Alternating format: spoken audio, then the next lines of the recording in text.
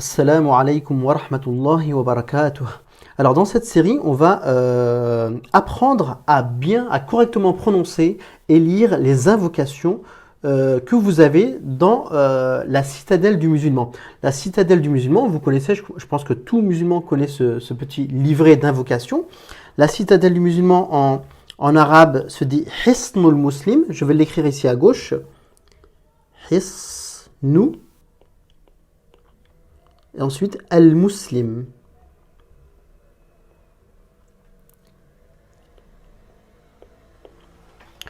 Donc, Hisnul Muslim, c'est un petit livret qui contient un certain nombre d'invocations, de rappels. En fait, en arabe, on appelle ça des athkar.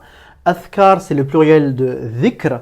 Et dhikr, au sens large et général, ça veut dire rappel, souvenir, invocation, etc. Donc, on va commencer par le premier. Alors, vous avez peut-être la version chez vous, je pense, une version de poche traduite en français. Donc, vous allez pouvoir suivre ma lecture en vous repérant par rapport au numéro de l'invocation. Moi, par exemple, ici, j'ai une version arabe de l'ouvrage. Mais en fait, moi, à chaque fois, en fait, on va repérer. Regardez ici. Hop, ici, on va repérer le numéro. Donc, on va commencer par l'invocation numéro 1. On est dans le chapitre des invocations à dire au réveil. Donc, bien sûr, avant, il y a une introduction que l'auteur a faite. Il y a une partie où il rappelle les mérites de ces invocations, le mérite d'invoquer Dieu continuellement et d'avoir cette routine d'invoquer Dieu. En fait, cette routine, c'est une routine qu'il faut mettre en place. Pourquoi ? Parce qu'en fait, nous, par nature, l'être humain est une personne qui oublie. D'ailleurs, on dit que le mot insan, c'est en arabe, c'est être humain. Ça s'écrit comme ça, insan. On dit que certains disent que le mot insan vient de la racine nasiya, qui signifie oublier. Et par conséquent, puisque l'être humain est un être qui est une créature qui oublie continuellement, donc elle a besoin de se rappeler continuellement. C'est pour ça que la plupart des pratiques islamiques sont des pratiques de routine en fait, où il faut instaurer une routine. La prière, c'est quelque chose que vous faites régulièrement dans la journée, tous les jours. Le ramadan, c'est quelque chose pareil que vous pratiquez chaque année, etc. Pareil, donc ces invocations, ce sont des invocations orales pour la plupart, qu'il faut dire, donc il faut instaurer cette routine pour pouvoir vous rappeler Dieu. Donc nous, notre but ici, c'est de savoir comment prononcer ces invocations correctement, comme les Arabes le faisaient avant, et comme le prophète, sallallahu alayhi wa sallam, l'a fait au tout début avec ses compagnons, puis les générations suivantes l'ont fait. Donc nous, on va essayer de se reconnecter au prophète, et aux générations qui nous ont précédés. On va se reconnecter avec eux, on va faire revivre ce rite d'invoquer Dieu, et avec tout ça, on va se connecter bien sûr avec Allah, donc avec le divin. Donc quand vous allez lire chaque invocation, dites-vous bien que vous allez vous connecter avec le divin, avec Allah. Donc chaque invocation sera une connexion avec Allah. Donc on commence nous par la première invocation. Elle est ici. Alors je vais zoomer dessus. On va enlever ça. Et on va commencer donc ici. Donc vous, dans votre livret, normalement c'est numéro 1. Numéro 1 dans le chapitre de, ici, Athkarul istiqadhi min an-nawm. C'est les invocations, les rappels à dire au réveil tout simplement. Donc la première invocation, elle est ici. On va la lire ensemble. Alhamdu Lillahi. Là, ce que je fais, c'est que je vais lire mot à mot. Ensuite, on va faire les liaisons entre les mots. Alhamdu, donc je répète ici. Alhamdu Lillahi Alladhi Ahyana Ba'da Ma Amatana Wa ilayhi An-nushuru. Donc à présent, ce que je vais faire, c'est que je vais faire les liaisons. Donc écoutez bien. Alhamdu lillahi alladhi. Donc j'ai fait une première liaison à ce niveau-là.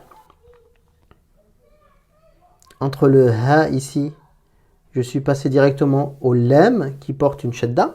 Ça, vous savez pourquoi? Parce que l'article ici, le alif de l'article al est une hamzat wasl, donc elle ne se prononce pas quand on fait la liaison. Tout ça, vous devez le savoir, puisque nous, notre but, c'est vraiment de mettre en pratique des règles que vous avez apprises quand vous avez appris à lire et écrire l'arabe. On a dû vous enseigner, en principe, comment on vous a enseigné l'article défini, comment il se prononçait en fonction de la lettre qui commençait le mot. Si la lettre était solaire ou lunaire, on prononçait l'article de telle ou telle manière. On a dû vous dire que le alif de l'article est un alif de liaison. Donc c'est un alif que l'on prononce quand on commence le discours, comme on a fait ici dans Al-Hamdou. Ici, on a prononcé le alif, on a dit Al-Hamdou. Le alif, on l'a prononcé avec une fatha. Al-Hamdou. Mais en revanche, quand on doit faire la liaison, comme ici, alors attendez, je vais effacer un petit peu. Comme ici, regardez, entre lillahi et alladhi, on est passé directement du ha, du hi, au lam ici qui porte la shadda. Donc on n'a pas prononcé le alif. Parce que ce alif est un alif de liaison qui ne se prononce pas. Alhamdu lillahi alladhi ahyana ba'dama amatana wa ilayhi nushur. Là aussi, on a fait une liaison entre le hi et le noun. On est passé directement du hi au noun ici. Pourquoi? Parce que on ne prononce pas la hamzat wasl ici, la hamzat de liaison. Et en plus de ça, comme on a affaire à une lettre solaire, le noun ici est une lettre solaire. Donc, en plus de ça, on ne prononce pas le lam. Et d'ailleurs, c'est pour ça que eux, ils ne vous ont pas mis de voyelle sur le lam. Alors qu'ici, en haut, regardez, je vais le mettre en jaune. Ici, on vous a indiqué le soukoun pour dire qu'on doit prononcer ce lam. Alors que ici, on ne vous a pas mis de voyelle. Pourquoi? Parce qu'on ne prononce pas ce lam. Donc, je vais relire avec vous. On va mettre tout ça au propre. Donc, on va lire ensemble. Alhamdulillahi alladhi ahyana ba'dama amatana wa ilayhi nushur. Alors faites attention ici dans lillahi, le mot que vous avez ici, lillahi, dans ce mot-là, vous avez ici un petit alif suscrit. Ça aussi, vous avez dû apprendre ce que c'est. Ce alif suscrit, ça veut dire écrit au-dessus. En fait, ce alif suscrit est l'équivalent de la voyelle longue alif. Donc c'est pour ça que vous entendez la voyelle longue lillahi. Donc vous avez une voyelle longue juste après le lam. Lillahi. Donc voilà ce qu'il y a à dire ici. On ne va pas faire la traduction. Dans votre livret, si vous en avez un, vous avez en principe la traduction. Si vous insistez, si vous le voulez, je vous mettrai peut-être la traduction en bas de la vidéo. Mais globalement, ici, on est en train de remercier Dieu. On est en train de dire louange à Dieu. Alhamdulillah. Qui alladhi ahyana ba'dama amatana. Qui nous a fait revivre après nous avoir fait mourir. Wa ilayhi nushur. Wa ilayhi nushur, ça veut dire et vers lui se fera la résurrection. Donc on remercie Dieu de nous avoir redonné la vie après nous avoir fait mourir. Pourquoi? Alors pourquoi on parle de faire mourir et de redonner vie? Parce qu'en islam, vous le savez certainement, je pense, c'est que le sommeil, quand on dort en fait, le sommeil est assimilé à une expérience de mort.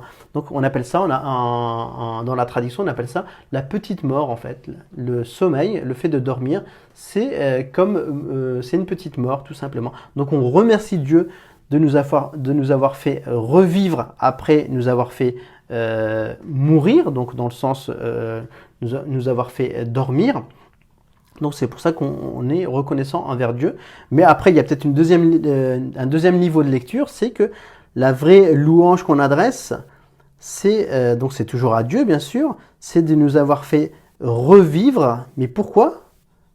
Dans quel sens? Dans le sens de revivre, dans le sens où, puisqu'on est en train, justement là, quand on dit louange à Dieu, alhamdulillah, on est en train d'invoquer Dieu, d'évoquer Dieu, on est en train de se connecter à Dieu. Donc c'est cette évocation et invocation de Dieu qui fait qu'on est vivant en fait. Quand on n'est pas, tant que tu n'es pas connecté à Dieu et que tu n'invoques pas Dieu, ton cœur est mort quelque part. Donc à partir du moment où tu rappelles Allah à ton souvenir, donc là tu revis. Donc ce alhamdulillah, on peut se demander, est-ce qu'on n'est pas en train de remercier Dieu de nous avoir fait revivre de notre corps, bien sûr, mais surtout nous avoir fait revivre, d'avoir fait revivre notre cœur en faisant en sorte que l'on invoque Allah subhanahu wa ta'ala. Bon là je rentre dans l'explication. En principe l'atelier n'est pas dédié à ça, donc je vais essayer de faire court la prochaine fois, mais l'objectif c'est vraiment d'apprendre à lire en évitant les pièges. Donc là ici les pièges à éviter, c'est surtout les pièges qui concernent la liaison. Donc révisez votre cours sur la liaison, il n'y a pas d'autres pièges particuliers dans cette invocation. La fois prochaine, Inch'Allah, on fera la deuxième invocation que vous avez ici. La deuxième connexion à Allah subhanahu wa ta'ala. Donc je vous dis à la prochaine, Inch'Allah. Assalamu alaikum wa rahmatullahi wa barakatuh.